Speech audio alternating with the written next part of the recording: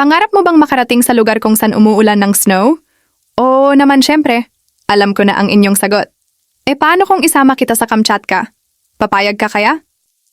Alam nyo ba, nasa bansang Russia, ay may isang lugar doon na inuulan ng nieve, na halos dekada na ang binibilang nila at walang tigil ito.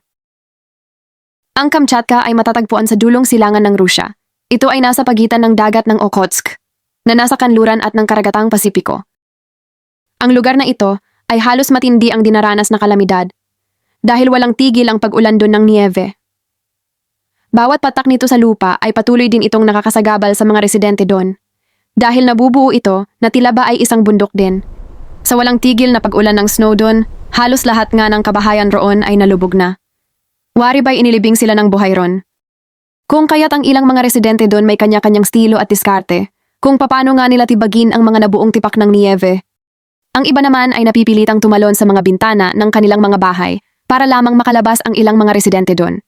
Dahil lubog na sa yelo ang mga kabahayan roon.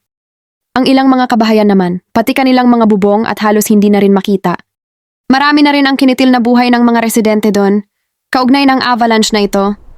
Barado sa kapal ng snow ang kalsada.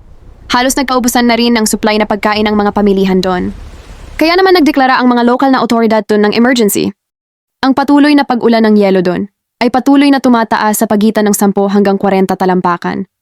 Naiulat din na ang ilang apartment na nasa ika-4 na palapag ay natatakpan na rin ng neve. At noong January 15 taong ito, tuluyan na ngang ipinasara ng lokal na pamahalaan ng mga eskwelahan doon. Ang pag-ulan ng yelo roon ay isang disaster, katulad ng isang malakas na bagyo.